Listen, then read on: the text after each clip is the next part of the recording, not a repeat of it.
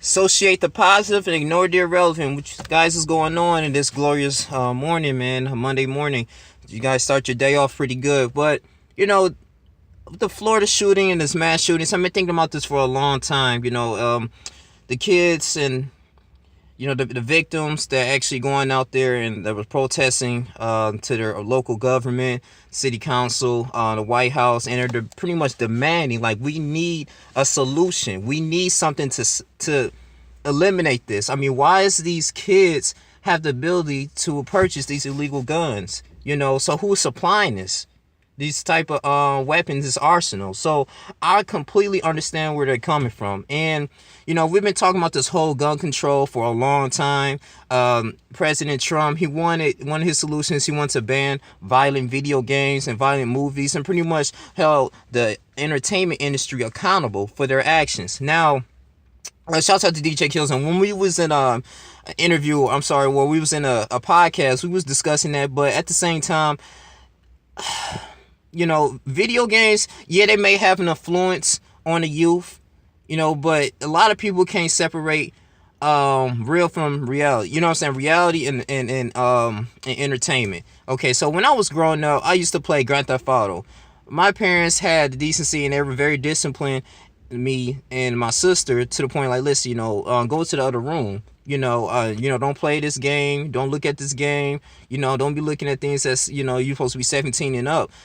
So I really, even though I still play some type of value in video games like, Call of Duty, like I said, Grand Theft Auto, Mortal Kombat, it didn't register in my mind. It didn't plant the seed in my mind that I wanted to kill someone. I wanted to hurt someone. I really believe that it all starts at home.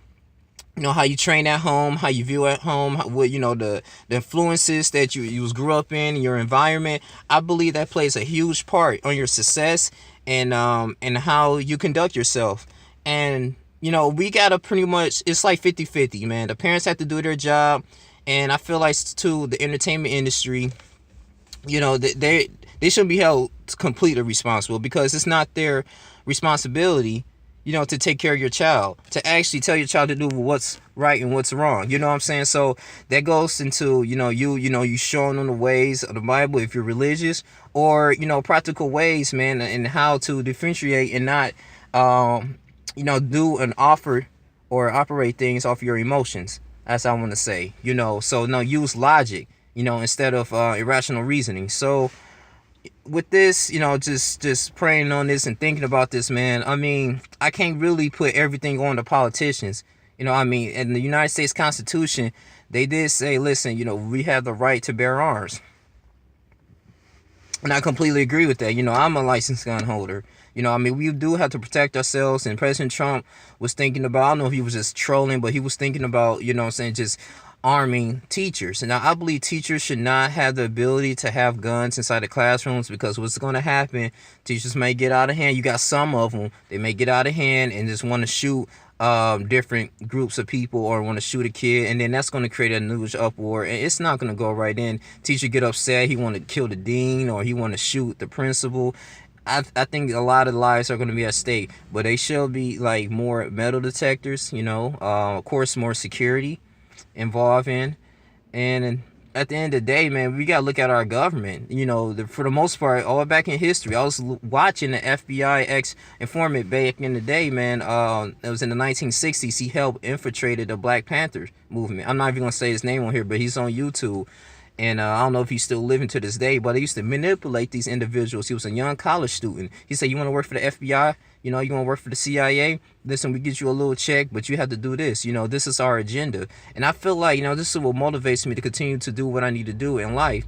Study, read, because if your foundation is not strong, when I was teaching this Bible study, when Jesus Christ was going to detail about his the disciples, and he was going to parables between the wise, he was comparing to the wise builders and the foolish builders. If you build your foundation on rock, which is solid, when the rain comes down and descends on the earth, it won't eliminate it. It will still be solid. So you'll still be able to have your foundation strong and build it from the ground up. And the reason why it is because you plant the great seeds, and the great seeds is reading the Bible, meditating, on doing practical things that's going to help elevate yourself, compared to someone who hears the word but does not do it and not applicate it in his life. then for the most part, you pretty much build your foundation on sand. And what sand does, it's very brittle. At the same time, you can destroy it, you can knock it down. Even this whole bunch, you can knock it down with water, it's washed away. It's just not sustaining and long. It doesn't have any longevity, no future, no hope. So that becomes with doubt, low self-esteem. So I went to the whole 9 yards with that. With going back to the FBI informant, I feel like his foundation wasn't strong, to the point that he had to sell out his own people in that particular time and help be a puppet to eliminate some of the civil rights leaders. I mean, he went to real detail on that. So I wanted to bring that on and say this. Like, as a child, you know what I'm saying? Like, you're vulnerable to a lot of things. But I feel like if your foundation is not strong, you're going to do heinous things. You're gonna kill. You might sin. You may, steal. And don't get me wrong, we all sin each and every single day, But at the same time, some sin might cost you your life. And I feel like it's not the politician's fault. It's a parenting issue, and it's an internal issue, for this young man to go out here and just do that, just kill large amounts of people because he's not happy with his life, I mean, he didn't move on. He didn't continue to develop himself and destroy his inner demons. So, to be honest with you, I don't agree with this. I don't believe that politicians should be fully responsible, but they can only do so much, and this is why I love politics, man. I'm probably gonna make another separate video about this because I love politics and I just love to get into like government. I really think it's about I should study like political science or business or something, because I mean I really love it. I would love to one day work in the White House to just develop my skills, but and make a change in the community. That's why, like what Bernie Sanders was saying, Senator Bernie Sanders of Vermont, he was saying, I got into politics not just for money, not just for the fame, because I give a damn. When he had an interview with Killer Mike. But this is what I had to say. I'm not have this long drawn out video, but this is how I feel about this issue, man. Is this a parenting problem or a politician problem, or a political problem, man? So it is what it is, man. It's your boy on Link. To me personally, I believe it's a problem with maybe both parties, but more so on the parents, and the upbringing and these kids' internal demons, man. It's your boy Young Lee. You guys continue to subscribe, like, comment. I'm out.